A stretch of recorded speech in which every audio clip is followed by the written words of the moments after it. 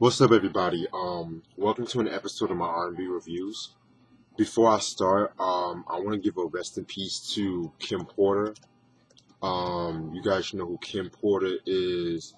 She is she was the ex-wife of Sean Diddy Combs and shit like that. And what else was she? I think she was like she worked at Sony and some shit like that.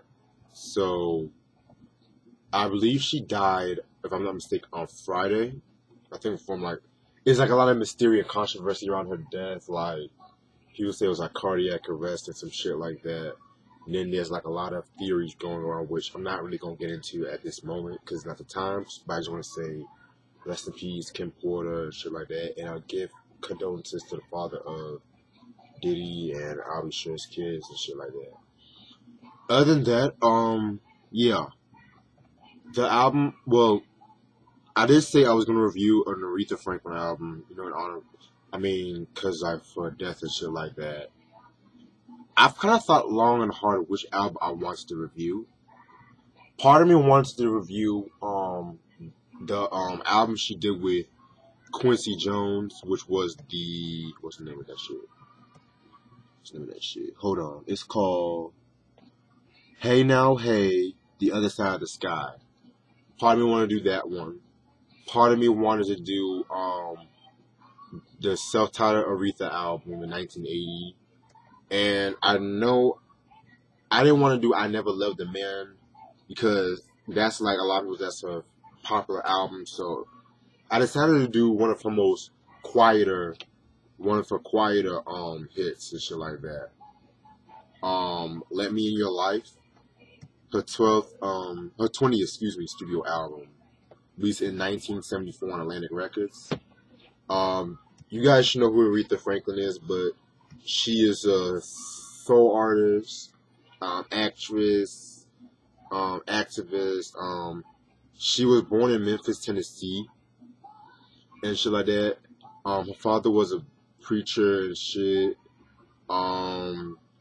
But then like her family relocated to Detroit when he got ownership of this new church and shit like that.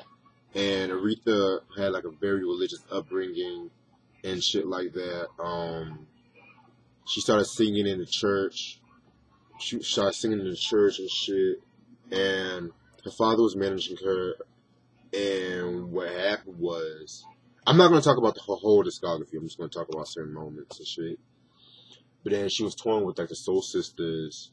And she started to Columbia back in the early 60s and shit like that. And she was like doing like secular music, as they would call it. And it was before it was by the mid-60s she started doing more pop music, soul, whatever, and shit. And she left Columbia. Well, her contract expired, in 1966. And Atlantic Records, she signed to Atlantic Records, and the rest was history, basically.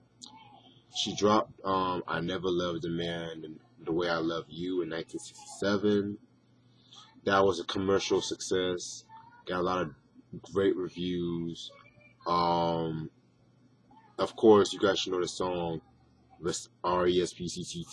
R-E-S-P-E-C-T, Respect. But in case you guys don't know, that song is actually a cover song of the Otis Redding song, I believe, from the Otis Blue album. Yeah, so in case you guys don't know. And so in the late 60s, her popularity, she was involved with like the civil rights movement and with like a lot of R&B's breakthrough. She had like a lot of top selling albums like Lady Soul, Aretha Now, and 1968.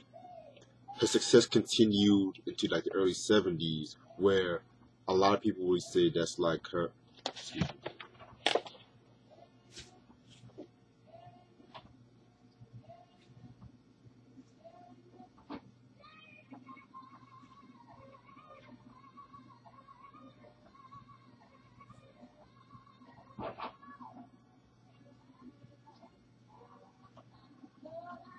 Sorry about that.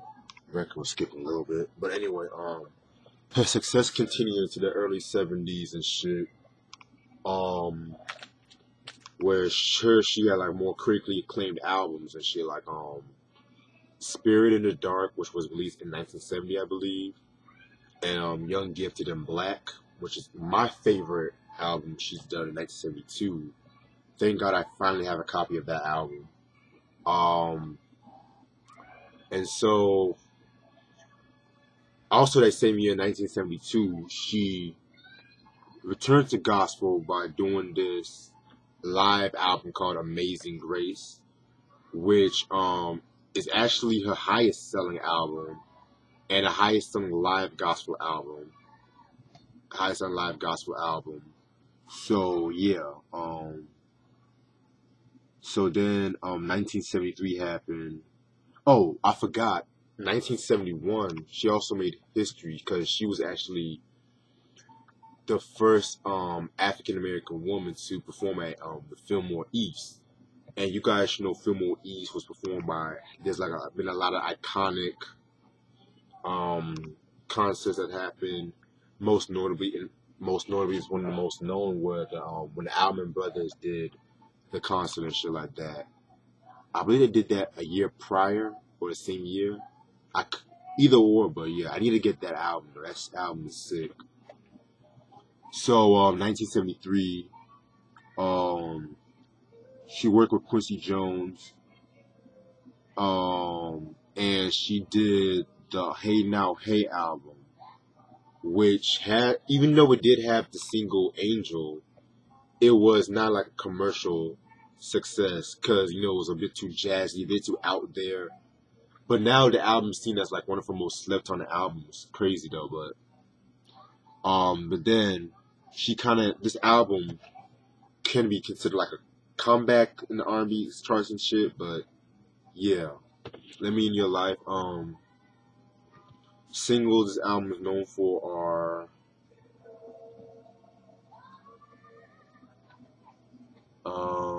Until You Come Back to Me, I'm in Love, Ain't Nothing Like the Real Thing.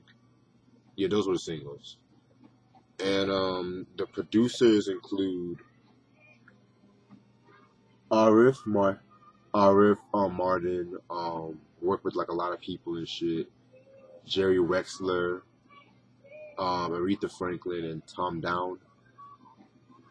Yeah. Let's see.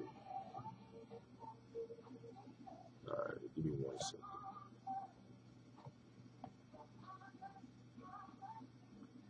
Alright, sorry about that, but okay, so it has about 11 songs and shit, so let's get started. Oh, let me say, album cover right here. You know, pretty cool album cover. Has like Aretha, and like this kind of like fur jacket and some shit. And then right here you got like like a laid back attire and some shit, you know. Alright. Until you come back to me, that's what I'm gonna do. Alright, that's my song right there, but anyway. Okay, track number 1, Let Me In Your Life. That's a Bill Withers cover. That's the Bill Withers cover right there. Pretty dope song, nice way to start off that album and shit. Has like a very nice groove towards it and shit, you know what I'm saying? Give me 1 more second. Next song, Every Natural Thing. That song that's the cool song right there. Nothing really to it. Then we have track number 3, Ain't Nothing Like the Real Thing, which of course was the cover of what's the name? Marvin Gaye and Timmy Terrell song. This cover right here is like a lot more smoother, more sensual and some shit. Very dope cover. I love this cover. Fits Aretha very well. Next song is I'm in Love, which is yet another cover. This is a Wilson Pickett cover actually. yeah, another cool cover and shit like that. Very cool cover. Track number 5, Until You Come Back to Me. That's what I'm gonna do. Love that song. Love that song. There's a lot of his story behind that song. You guys should know that Stevie Wonder wrote the song and shit. He originally wrote it for Gladys Knight, I believe. But I think when Gladys was really about to record it, Aretha loved it. And I think he just gave it to Aretha and shit. And I think Gladys Knight kind of felt a little salty from an interview I read and shit like that, you know. But it's where they kind of patched it up and shit. But yeah, I can definitely see Gladys Knight do this song in a way. I can definitely see Gladys do this song. And the song was actually something I never knew until I was looking at this album was Stevie Wonder actually did a version of the song that was supposed to have been released as a single, but that didn't come out until his compilation anthology Looking Back and shit like that. So, but yeah, very dope song. Love her vocals on this one. Next song, which is playing in the background, The Masquerade Is Over, which is a cover of the Larry Clinton and his orchestra shit song. This is like my favorite song off this album. Very smooth, dark, and it definitely has that. How can I put this? Definitely has that, like, you know, that cruising down the street kind of music and shit. You want to sitting in the bar alone. With pen in hand. That was a vintage Aretha. That's the best way to describe it. Oh Baby, Oh Baby was. This review is almost over anyway. Fuck it. Oh Baby was pretty alright. 8 Days on the Road. Very smooth piano on that shit. But the cover song of A Song for You of the Donny Hathaway cover, must hear and shit like that. Very good cover.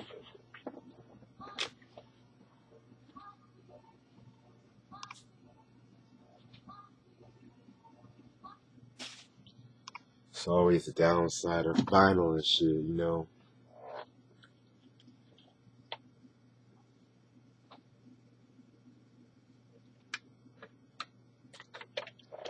It's true.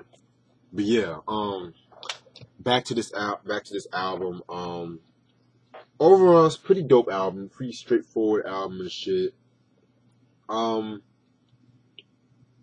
Definitely has like a more of like a very dope mid-70s sound and shit like that. An improvement over the Hey Now Hey album, which is not a bad album, just a lot more jazzy and shit like that. Yeah, very good album and shit. A lot of people kind of said it's like one of her best recordings and shit like that in Atlantic Records. Yeah. Rest in peace, Aretha Franklin. Definitely a huge influence when it comes to R&B and soul. This album has been reissued on CDs in the 90s and shit. I don't know if it's still in print, but if you can find this album, must have. And also, before I leave, I actually do have some more vinyls that I do have. I'm going to show you guys and shit. First vinyl I do have on me is The Barges' second studio album, All This Love, released in 1982 on Gordy on the Motown. Singles album is known for all Stop Don't Tease Me, I Like It, and All This Love. Very dope album and shit. To me, this is like my favorite album that they put out. A lot of hip hop have sampled this album. Like you hear I Like It, you already know, like da da da da da. You already know what time it is and shit like that. Yeah, if you like early '80s R&B, this is definitely the album for you and shit.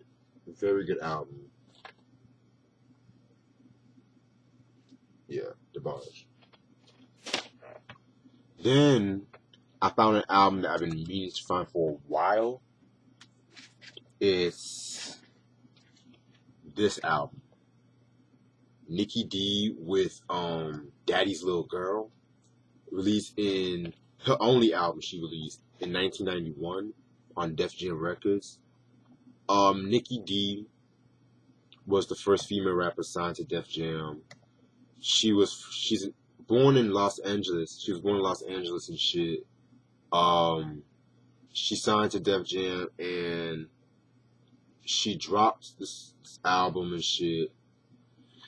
And the song Daddy's Little Girl, that was like a big song back in like 91, 92. Like, do. Like, you guys, everyone knows that song. And that song she was talking about, you know, what was she talking about? Like I think she was talking about abortion on that song. So yeah. I haven't really heard all of this album. I've heard like I think the first half and shit, but from what I've heard, it's a pretty solid album, you know. Pretty solid album. Definitely has that early 90s sound to it. Expect a review on this album pretty soon. Yeah, this was another surprise I found. And the reason why this was her only studio album she released, she was actually supposed to have come out with an album, I think the next year, 92, 93. But what had happened was, you know, she had like a lot of creative differences with Leo Cohen. And if I'm not mistaken, it's just like he didn't really promote the album well and shit like that. Yeah, because I know the song Freak Out was supposed to have been on the album and shit. But yeah. And then over the years she became affiliated with Queen Latifah, vice president of Flavor Union and shit like that. And she does like more things like behind the scenes these days. So Nicki D, Daddy's Little Girl, 1991. This album is actually out of print, so if you can find it, cop. Then I got Santana with their self-titled debut, released in 1969 on, I want to say, Columbia Records. I believe I showed you guys Abraxas a while back ago, but yeah, this album right here was the debut album. Singles I'm known for are Jingo and Evil Ways. Very dope albums. It's a classic album by many people. Yeah, man, it's like this album, it just has that Latin jazz, that Latin flavor jazz. But this was like a lot more darker than the future works and shit like that, you know. They'll do like a lot more improvisations and shit. Yeah. Santana, 1969. Album still in print. Then the main event, an album I've been dying to get for years. Finally got my hands on this album. Marley Marl's In Control Volume 1, released in 1988 on Cold Chillin' and shit like that. Yeah, Marley Marl, you guys should know who he is. Very dope producer. I showed you guys my copy of Re-Entry, and also my copy of In Control Volume 2 came.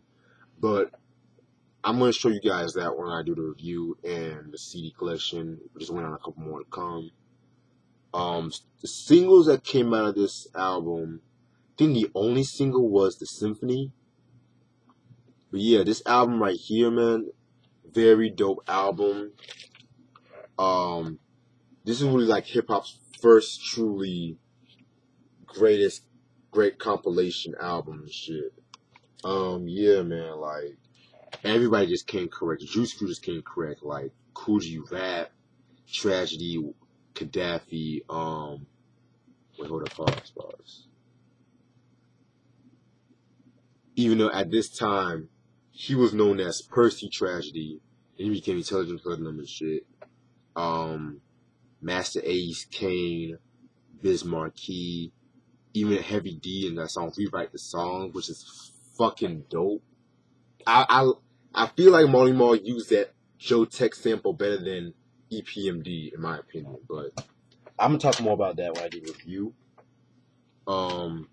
This album right here, definitely was a game changer because it was really like the first hip hop album that really put the producer as marketed as like the main thing. Cause Marley Marl was really hip hop's first super producer. He was like the DJ premier at his time. Everybody was going to him for like beats, remixes. So yeah, this album right here must have in your collection if you can find it because this album is actually out of print. They re-released this album in 2007, I believe, from Traffic, but that shit went out pretty fast. And yeah, man, like this album goes for like a lot of money. I was able to get this for about $34. It was better than nothing because usually it goes like for 60, 70, at times even 200 and shit. So Marley Marl, In Control Volume 1, 1988. And that's all the time I have. Stay tuned for more. Peace.